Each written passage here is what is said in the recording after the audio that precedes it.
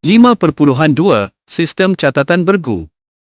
Pengenalan sistem catatan bergu. 1. Sistem catatan bergu merupakan sistem yang merekodkan urus niaga perniagaan secara sistematik dalam sekurang-kurangnya 2 akaun ledger yang berasingan dengan amaun yang sama, iaitu satu akaun didebitkan manakala akaun yang satu lagi dikreditkan.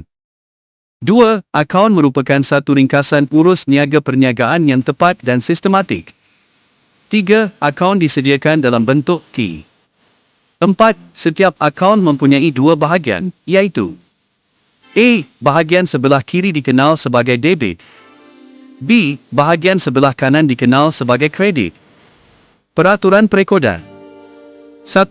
Sesuatu akaun itu didebitkan atau dikreditkan bergantung kepada kesan urus niaga tersebut sama ada menyebabkan penambahan atau pengurangan kepada akaun yang berkenaan. 2. Maklumat di bawah ini menunjukkan peraturan perekodan bagi kesemua akaun. A. Akaun aset. Debit apabila nilai aset bertambah. Kredit apabila nilai aset berkurang. B. Akaun liability. Debit apabila nilai liability berkurang. Kredit apabila nilai liability bertambah. C. Akaun hasil. Debit apabila nilai hasil berkurang. Kredit apabila nilai hasil bertambah. D. Akaun belanja. Debit apabila nilai belanja bertambah. Kredit apabila nilai belanja berkurang. E. Akaun equity pemilik. Debit apabila nilai equity pemilik berkurang. Kredit apabila nilai equity pemilik bertambah. Rujuk contoh di muka surat 100 hingga 104. Perekodan urus niaga berdasarkan pernyataan urus niaga. 1. Penyediaan akaun boleh dilakukan secara manual dan berkomputer. 2. Penyediaan akaun secara manual dilakukan dengan menggunakan buku ledger. 3. Penyediaan akaun secara berkomputer pula disediakan menggunakan lembaran hamparan elektronik, LHE, dan perisian perakaunan yang lain.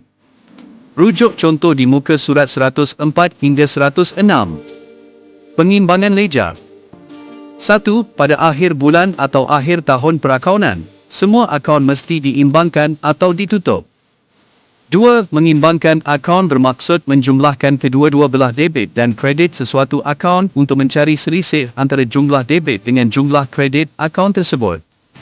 Langkah pengimbangan ledger. Langkah 1. Campur kedua-dua belah debit dan kredit.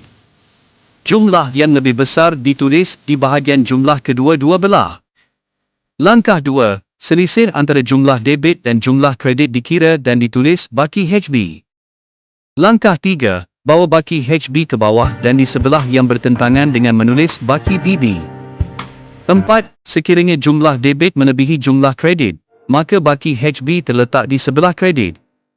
5. Baki HB itu akan menjadi baki BB pada awal bulan yang berikutnya dan terletak di sebelah debit. 6. Akaun yang mempunyai baki BB di sebelah debit dikatakan mempunyai baki debit. 7. Sebaliknya, jika jumlah kredit melebihi jumlah debit, maka baki HB terletak di sebelah debit. 8. Baki HB itu akan menjadi baki BB pada awal bulan yang berikutnya dan terletak di sebelah kredit. 9. Akaun yang mempunyai baki BB di sebelah kredit dikatakan mempunyai baki kredit. 11. Baki normal bagi akaun-akaun dalam ledger adalah seperti yang berikut. A. Akaun aset berbaki debit. B. Akaun liability berbaki kredit. C. Akaun equity pemilik berbaki kredit.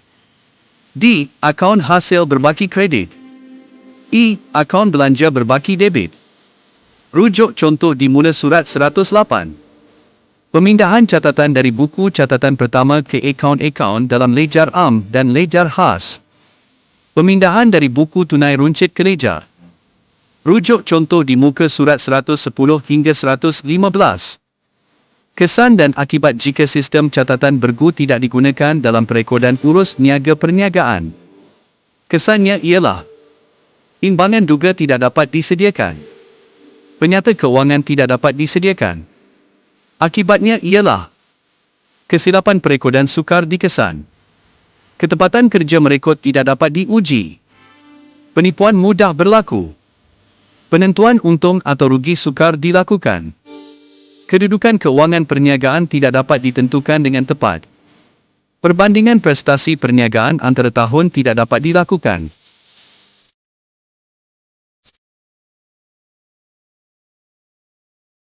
Terima kasih kerana menonton.